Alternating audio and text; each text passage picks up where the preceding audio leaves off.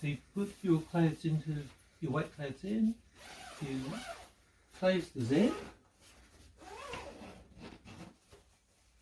and you turn it on.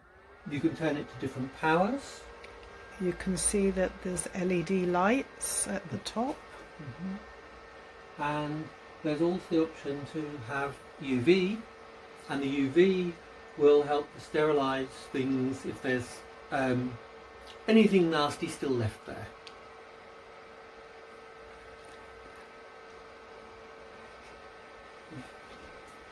When you switch it off,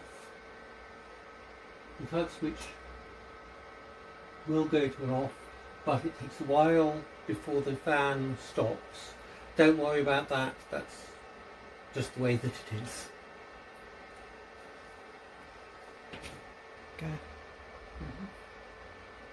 And now it's been switched off, the lights have gone off, and we're just waiting for the fan to stop, which will be in just a moment.